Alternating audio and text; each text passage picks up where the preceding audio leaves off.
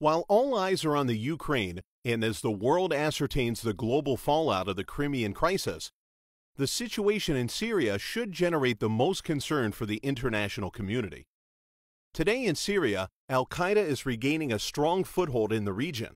Meanwhile, the U.S. military efforts and the actions of our global and regional allies are working against the mission of the war on terror and adding to the destabilization of Syria.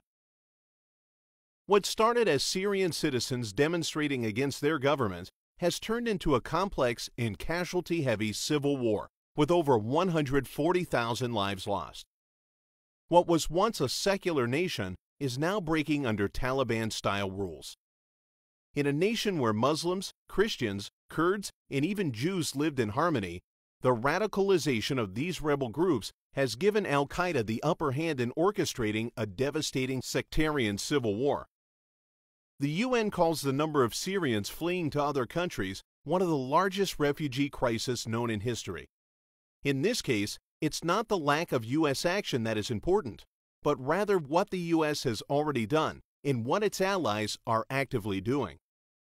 In March 2012, the Free Syrian Army was formed by the Friends of Syria, organized by the United States and initiated by French President Nicolas Sarkozy.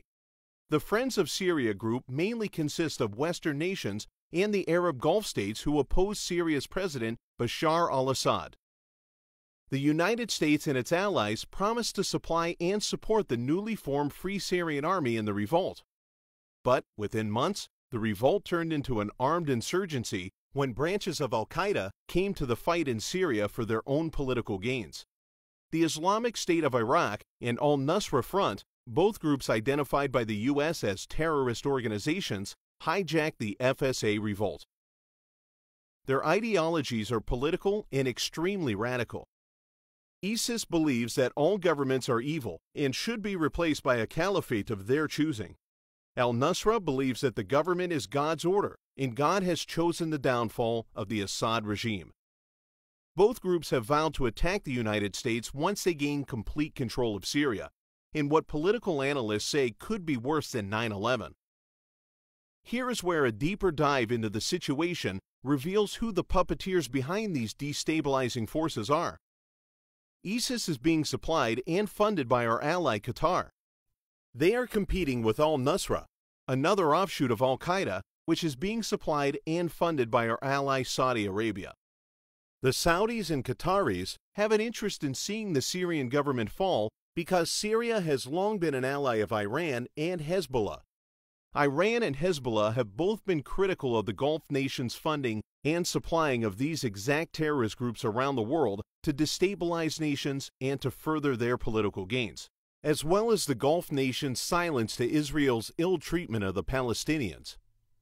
Yet the U.S. calls Qatar and Saudi Arabia allies and sells military weapons and equipment en masse to them. Qatar and Saudi Arabia say they are worried about Iran's nuclear ambitions. In addition, in fear of a similar 1979 Iranian revolution to overthrow U.S.-backed dictator the Shah, Saudi Arabia and Qatar have also expressed concern over Iran's revolutionary ideology spreading throughout the region, which would destabilize their own Gulf regimes. The strings continue to tangle as more groups have gotten involved. Turkey supported the Muslim Brotherhood early on in Syria and saw them as a way to reassert their influence in the region, like they once did through the Ottoman Empire. Early in the Syrian revolt, however, the Erdogan administration backed the Muslim Brotherhood in Syria, which later allied itself with al-Nusra. And despite their radical ideology, Turkey continues to support them and are allegedly supplying them with weapons and funds. Over 75 rebel groups are now vying for power in Syria, along with the proxy war that is taking place there. Christian and Kurdish minorities have become a target to the al-Qaeda-linked rebels and have aligned themselves with pro-Assad government fighters and military forces, who they say is protecting them. Russian and Iranian military advisors are on the ground in Syria to train and supply the Syrian army against al-Qaeda and other foreign fighters. Hezbollah has even sent fighters to support the Syrian regime against foreign fighters, as well as protect Shiite holy sites that have become targets by al-Qaeda. Innocent lives are being shattered in Syria as Syrians battle fellow Syrians, and allegiances within the FSA begin to shift to terrorist organizations like al-Nusra and commit crimes against humanity.